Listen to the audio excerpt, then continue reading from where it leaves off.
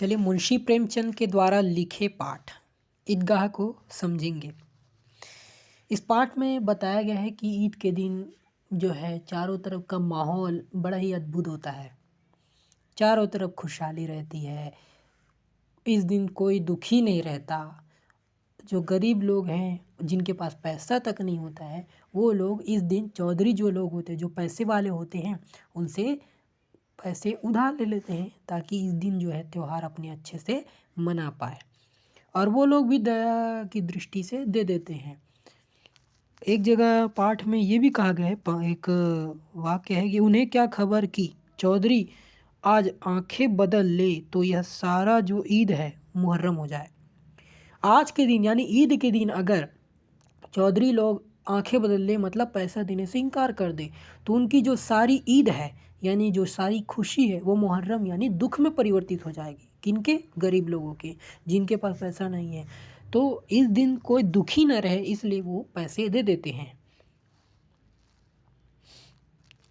इस दिन सब अच्छे कपड़े पहनते हैं और मड़ाई भी होती है इसमें बताया गया है।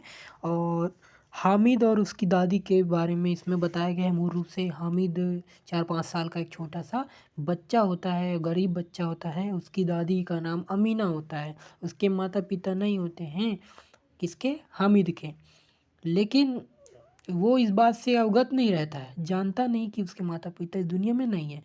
उसकी दादी उसे उम्मीद दिलाती है कि उसके माता पिता आएंगे, वो कहीं बाहर गए हैं, पैसा कमाने के लिए गए हैं और वो अपने अंदर आशा बनाए रखता है जिस कारण वो हमेशा खुश रहता है, हमेशा हैप्पी रहता है। अब हामिद जो है अपने दोस्तों के साथ यानी महमूद है, मोहसिन है और भी हैं, तो उनके साथ कहाँ जाने के लिए? मड़ाई घूमने के लिए वो क्या करता है, अपनी दादी को बोलता है। लेकिन जो उसकी जो दादी है उसको मना करती है क्योंकि 30 को दूर वो इतना छोटा सा बच्चा कैसे जाएगा, वो भी बिना चप्पल के। उसके पास चप्पल नहीं थे, न जूता था, कुछ नहीं था। और उसकी जो दादी थी अगर उसके साथ चली जाती तो घर में सेवैया कौन बनाता यह सोचती। अंततः उसकी दादी मान जाती है। ठीक है। उसके बाद क्या होता है कि जो अमीना होती है वो एक फ़हीमन जो नाम का शख्स होता है उसका कपड़ा सिला हुआ था। उसको 8 आने मिले होते हैं तो उसमें से वो 3 पैसा जो है हामिद को देती है मड़ाई घूमने के लिए। अब वो जो हामिद है अपने दोस्तों के साथ मड़ाई घूमता है।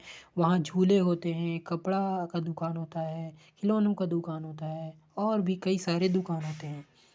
तो हामिद जो है, हामिद के दोस्त झूले के पास जाते हैं, खिलौने के पास जाते हैं, मिठाइयों के पास जाते हैं, पर हामिद इन चीज़ों के प्रति आकर्षित नहीं होता है। वो इन सब के अवगुण बता कर के इनसे दूर हो जाता है और अपने पैसे इन पर खर्च नहीं करता है। ठीक है, उनके सारे दोस्त खर्च कर देते हैं लेकिन वो एक पैसा खर्च नहीं करता है। फिर आगे बढ़ता है तो एक जगह पर उसको एक दुकान मिलती है लोहे की। वहाँ एक चिमटा उसको दिख जाता है और उसको देख कर के उसको अपनी दादी की याद आती है। हामिद को उसकी दादी की याद आती है और ये सोचता है कि अगर मैं चिमटा ले लूँगा तो फिर दादी का काम जो है आसान हो जाएगा, उसके हाथ नहीं जलेंगे।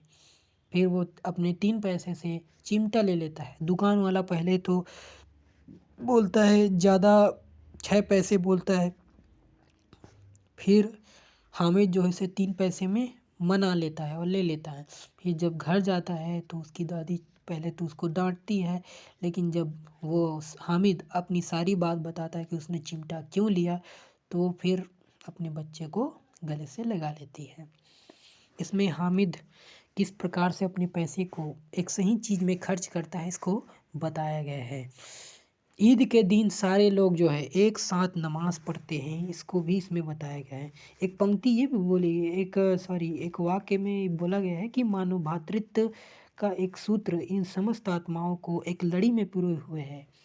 यहाँ पर क्या बताया गया है कि जो जब नमाज़ पढ़ते हैं तो उस दृश्य को अगर हम देखें, आपने देखा भी होगा या नहीं देखा, लेकिन जब सब भी लोग एक साथ उठते हैं और एक साथ झुकते हैं तो ये जो दृश्य है वो बड़ा ही अनोखा होता है और ऐसा लगता है जैसे मानो भ्रातृत्व का एक सूत्र इन समस्त आत्माओं की एक लड़ी में पिरोया हुआ है। ठीक है, जब उनकी नमाज पूरी हो जाती है तो सब एक दूसरे से गले लगते हैं, सब एक दूसरे को ईद की बधाइयाँ देते हैं। कोई उस दिन अमीर गरीब की भावना नहीं रखता, किसी के प्रति घमंड नहीं होती, कोई कुछ नहीं, सब एक दूसरे के प्रति अच्छी भावना रखते हैं। तो इस प्रकार से मुंशी प्रेमचंद ने ईदगाह के बारे में बताया है। धन्यवाद।